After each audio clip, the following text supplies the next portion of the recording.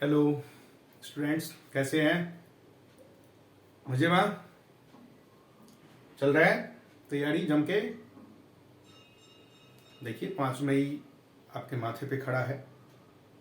आपको पूरा का पूरा करना है 7 चैप्टर। तो इसके लिए जम के तैयारी करना है। ये मेहनत जितना करेंगे उतना ज़्यादा नंबर आएगा। आपको मदद मैं कैसे कर सकूं, मैं इसलिए आपको वीडियो बना के रिकैपिंग सीरीज चला रहा हूं मैं, ताकि आपका रिवीजन होता रहे। आप लोग स्टार्टिंग से लास्ट तक इसको पूरे वीडियो को देखिए, पॉइंट को समझिए, क्योंकि रिवीजन हम लोग ऐसे करते हैं कि सॉल्व करें 2-4 क्वेश्चन और एबिलिटी डेवलप हो जाए सारे को सॉल्व करने की। यही हमारा रिवीजन का वे चलता है। हम इसी तरीके से रिवाइज करते हैं। आज हम लोग शुरू करते हैं अर्थमेटिक प्रोग्रेशन यानी एपी। एपी अर्थमेटिक प्रोग्रेशन सबसे पहले कहते किसको हैं? अर्थमेटिक प्रोग्रेशन सीक्वेंस है ये ऐसा प्रोग्रेशन बेटा जिसमें वो सीरीज में सारे के सारे एलिमेंट्स को एक फिक्स नंबर से ऐड करने के बाद जो हमारा मिले सीरीज, केवल फर्स्ट टर्म को छोड़कर रिमेनिंग में एक फिक्स नंबर को हम ऐड करते जाए और एक सीरीज बन जाए, तो वो प्रोग्रेशन, वो सीरीज सीक्वेंस हमारा अर्थमेटिक होता है। For example suppose first term a है, ए में हमने ऐड कर दिया, सेकेंड टर्म मिला, फिर ए प्लस डी में फिर से डी ऐड कर दिया, ए प्लस 2d थर्ड टर्म मिल गया, एंड सो ऑन कंटिन्यूड होता जाए, तो ये कहलाता है हमारा arithmetic progression. It is in AP first term is A, common difference is D. A common difference, that means the difference between two consecutive number. The difference between two consecutive number, that is known as common difference. आपको इससे related अब एक चीज देखो, ये हमने first term लिया ए, second term में, और कॉमन डिफरेंस हमने लिया है C D D. Second term हो गया A plus D, that is, इसको हम लिख सकते हैं ए प्लस डी है, तो एन यानी कि सेकेंड टर्म लिया हमने 2 - 1 इंटू डी, दैट मीन्स ये सेकेंड टर्म हो गया। चलिए हम एक फॉर्मूला ही डिराइव कर लेते हैं। Third term is equal to क्या होगा बेटा? ए प्लस डी 2 बार जुड़ गया, ए प्लस 2d, इसको हम ए प्लस 3 - 1 इंटू डी लिख सकते हैं। ऐसे ही फोर्थ क्या होगा हमारा? ए plus 2d plus d, this is equal to a plus 3d, this is equal to a plus 4 minus 1 into d. Similarly, if we find the number of nth term, then what we get? A plus n minus 1 into d plus d, this is equal to a plus, यही हमारा nth term हो जाएगा। यानी कि देखो fourth था तो n 4 - 1, ऐसे ही nth टर्म है तो n - 1, ये हमारा बन जाएगा क्या? nth term. इसको हमें फाइंड आउट करना होगा। आपके बुक में 2 ही फॉर्मूला से 3 एक्सरसाइज सॉल्व करना। पहला एक्सरसाइज है कि ये एपी में है या नहीं है। आपको एपी में है या नहीं जो गिवन सीरीज है उसको चेक करना है। उसके लिए क्या करेंगे, second minus first must be equal to third minus second must be equal to fourth minus third and so on. ये कॉमन डिफरेंस यानी कि सेकेंड में से फर्स्ट को माइनस करें, थर्ड में से सेकेंड को माइनस करें, फोर्थ में से थर्ड को माइनस करें, फिफ्थ में से फोर्थ को माइनस करें, जितने भी टर्म्स गिवन है उसके अपने प्रीवियस से हम माइनस कर दें तो हमारा आंसर सेम होना चाहिए, वही हमारा एपी है और कुछ नहीं चेक करना। एग्जाम्पल में देखिए, आपके बुक में 5.1 एक्सरसाइज में कुछ क्वेश्चंस दे रखा है कि ये एपी में है या नहीं है। तो इसके लिए चलिए मैं इसको एक आध क्वेश्चन सॉल्व करके दिखाऊं।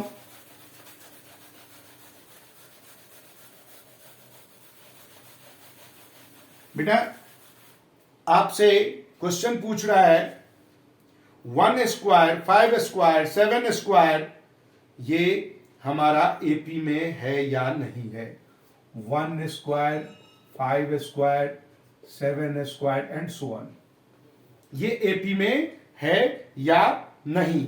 इसके लिए 1 square that means 1, 5 square is equal to 25, 7 square is equal to 49। Now 25 minus 1 is equal to 24. 49 minus 25 is equal to 24. ये दोनों कॉमन डिफरेंस हमारा इसके बाद इसमें 73 भी है। 73 तो 73 माइनस 49 इज इक्वल टू 24। ये हर एक में 24 आता जा रहा है। सो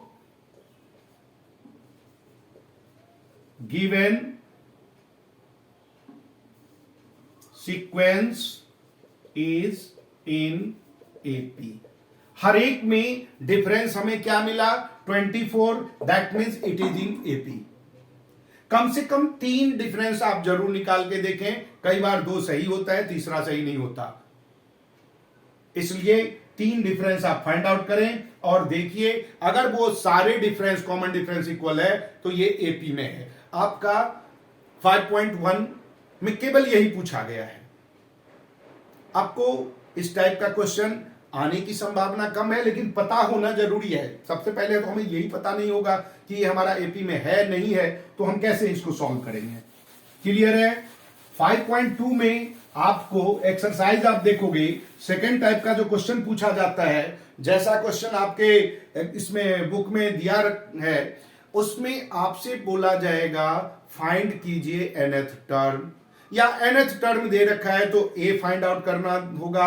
अब देखो हमने फॉर्मूला डिराइव किया तो nth टर्म जिसको हम लोग a n भी लिखते हैं इज इक्वल टू क्या किया फॉर्मूला में a plus n minus 1 into D, यानी कि 3 पॉइंट मिला, first term, last term and common difference. हमें जब कभी भी सॉल्व करना होगा इन 3 में से कोई 2 गिवन होगा, थर्ड फाइंड आउट कर लेंगे। nth टर्म गिवन है तो 4 में से 3 गिवन होगा, एक ही हमें फाइंड आउट करना है। सीधी सी बात है, 3 अगर दिया हुआ है तो एक फाइंड करने में क्या दिक्कत है, कोई दिक्कत नहीं होगा, हम लोग इजीली निकाल लेंगे। आपके बुक में क्वेश्चन में होगा बेटा, सबसे ज्यादा जो बच्चे डिफिकल्टीज में आ जाते हैं, अगर हमें कोई सीक्वेंस दिया है, आप लोगों के पास एनसीईआरटी बुक होगा तो उसमें क्वेश्चन है एक, which term of AP, which term of AP, और एपी हमें क्या गिवन है 3, 8, 13, 18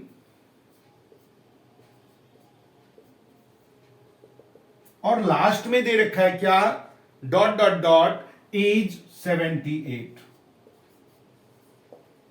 दैट मीन्स ये कोई हमारे पास एपी है 3, 8, 13, 18 and so on.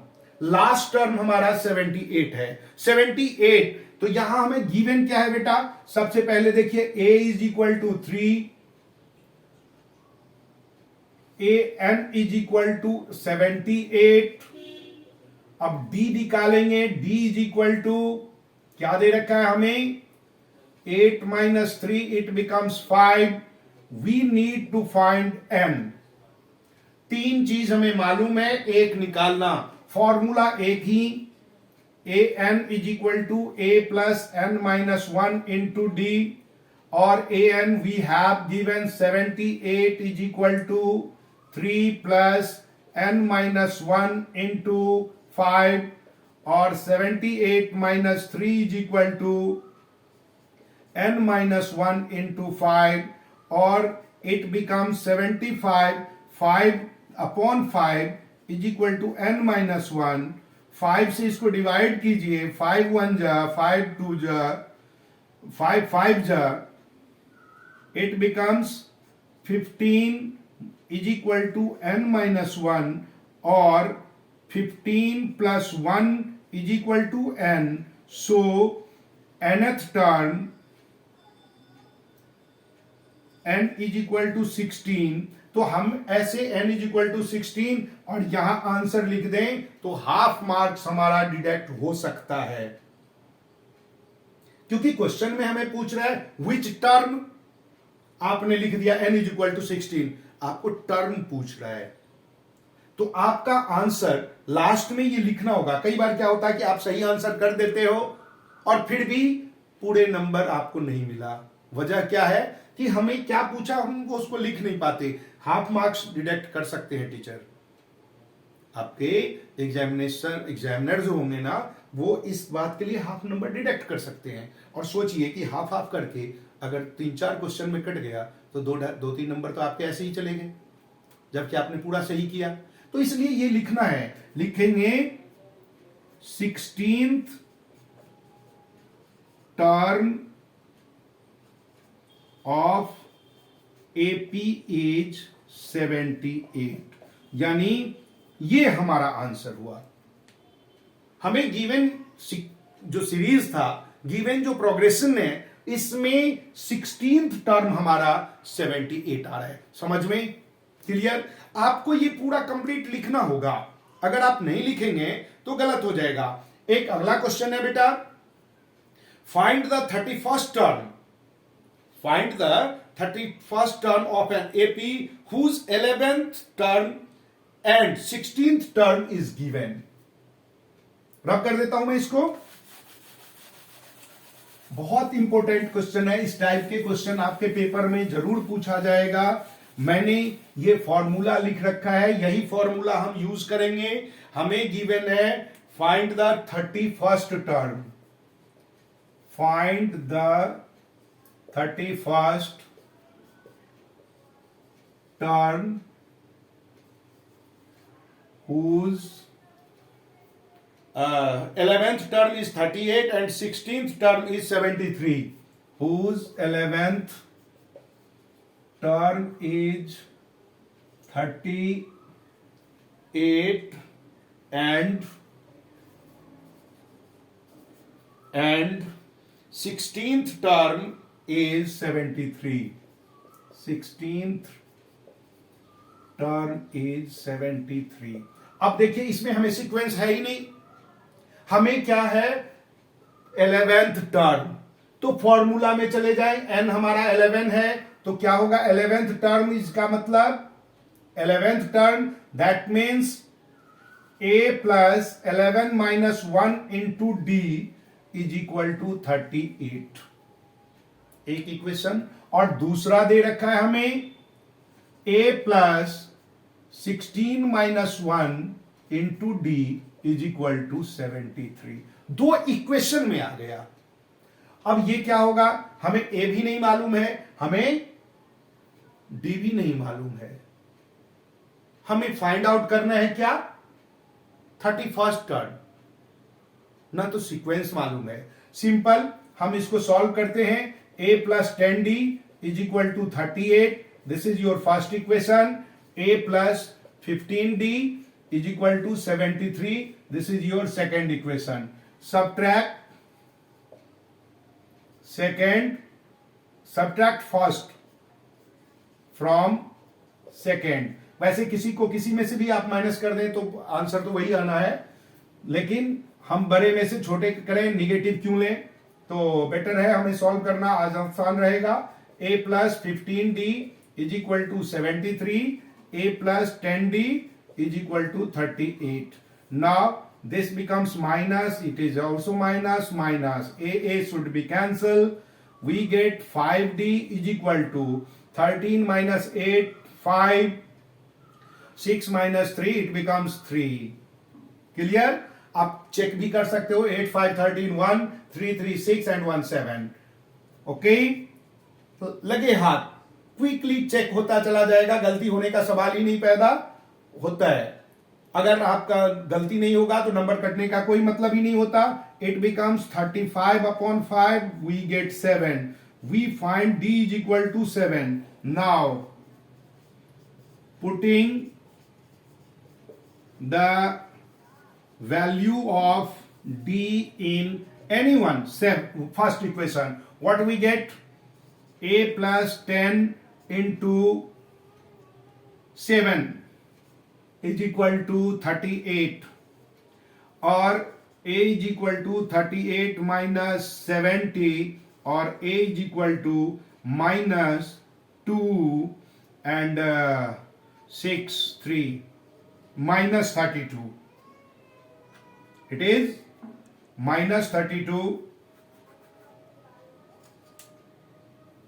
now putting the value, a भी मिल गया हमें और d भी मिल गया, हमें फाइंड आउट करना है 31st टर्म।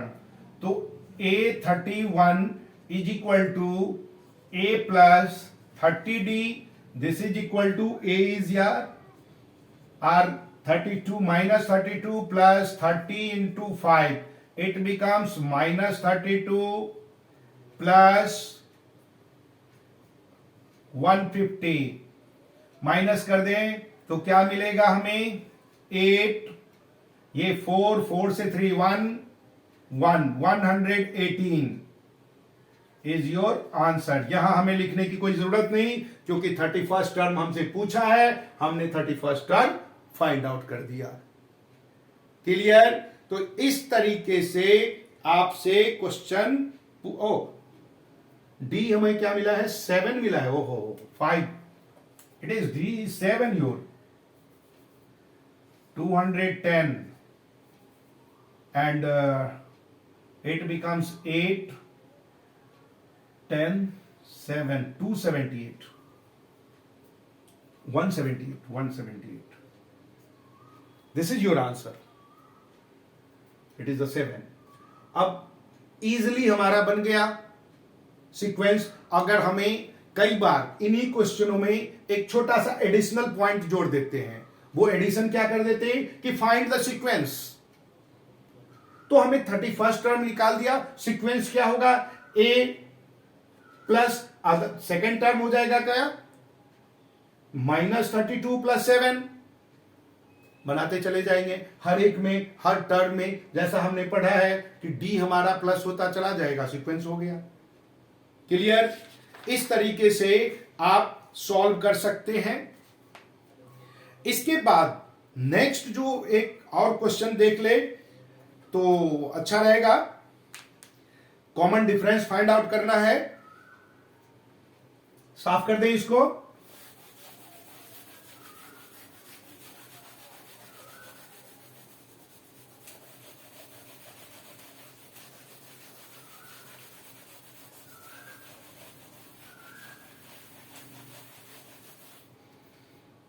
क्वेश्चन है, the 17th term of an AP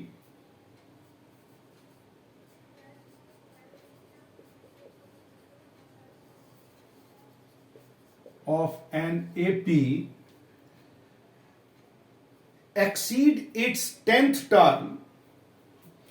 अब exceed its 10th term, exceed का मतलब क्या? बढ़ गया. exceed its 10th term by 7. By 7. Then you have to find common difference. Find common difference. 17th term exceed by 10th term. 10th term से 17th term हमारा 7 greater है. That means given A17 minus A10 is equal to 7.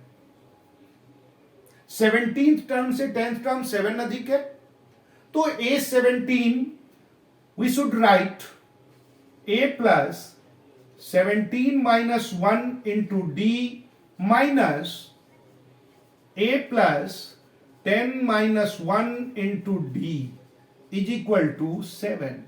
It becomes A plus 16D minus A plus 9D is equal to 7, or A plus 16D minus A minus 9D is equal to 7. A should be cancelled. 16 minus 9, it becomes 7D is equal to 7, or D is equal to 7 upon 7.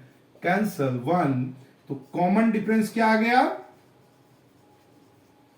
Common difference is 1. Answer. ये इस तरीके से हमें कुछ given होगा और कुछ find out करना होगा, हम इजीली कर सकते हैं. यानी फॉर्मूला हमारा केवल nth टर्म का लगेगा. nth टर्म का क्या फॉर्मूला होगा, केवल हमें वो फाइंड आउट करना है. ठीक है. अब एक और क्वेश्चन को देख लेते हैं. ठीक है. इसमें एक क्वेश्चन पूछ रहा है, इसको पहले साफ कर दें.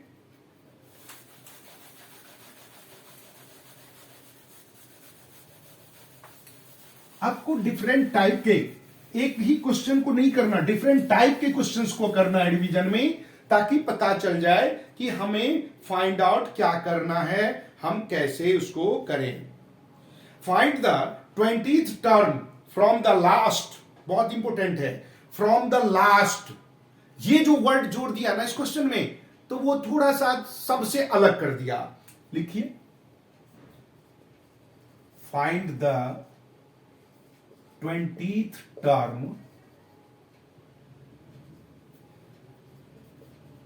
from last of AP और AP हमें गिवन क्या है बेटा? 3 8 13 dot dot dot dot dot, last में क्या है? 253. लास्ट में 253. बेटा देखो, इसको हम दो तरीके से सॉल्व कर सकते हैं.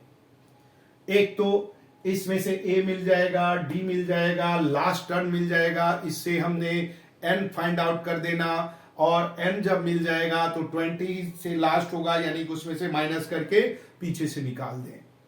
एक तो ये तरीका है, बड़े इजीली हम निकाल सकते हैं.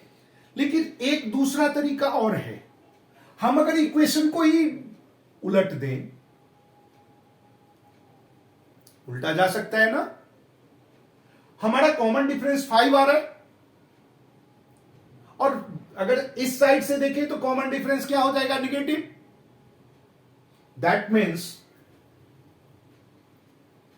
हम लिख सकते हैं सॉल्यूशन में, hence common difference is equal to 8 minus 3, it is equal to 5.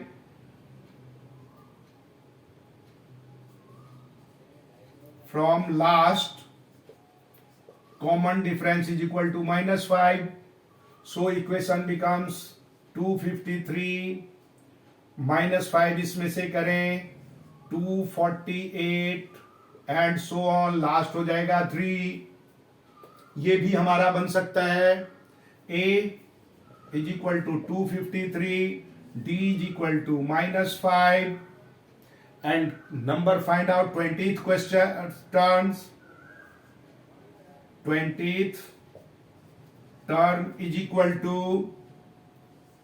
253 plus 20 minus 1 into minus 5. This is equal to 253 plus 19 into minus 5. This is equal to 253 plus 19 5 ja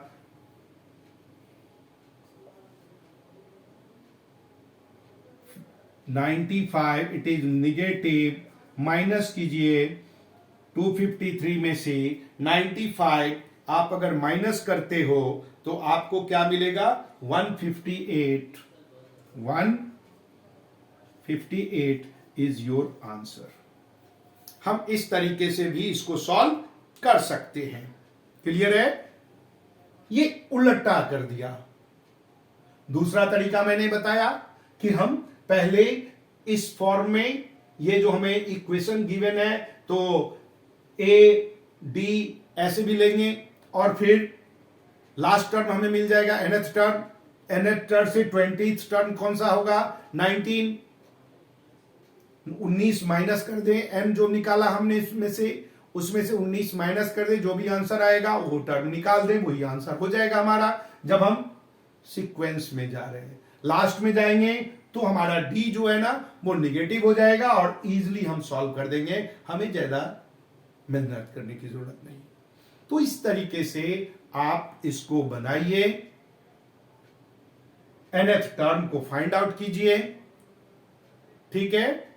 और फिर भी कोई भी अगर आपको कहीं दिक्कत हो तो कमेंट कीजिए, लाइक कीजिए, सब्सक्राइब कीजिए, बेल आइकॉन को दबाइए ताकि नया नया वीडियो आपको मिलता रहे, आपका रिवीजन होता रहे। 5 मई को आपको पेपर देना है तो 4 मई से पहले 2-3 मई तक हमें पूरा का पूरा सिलेबस, पूरा का पूरा रिकैपिंग करके आपके सामने होगा। आप अच्छे नंबर लाएंगे। ओके।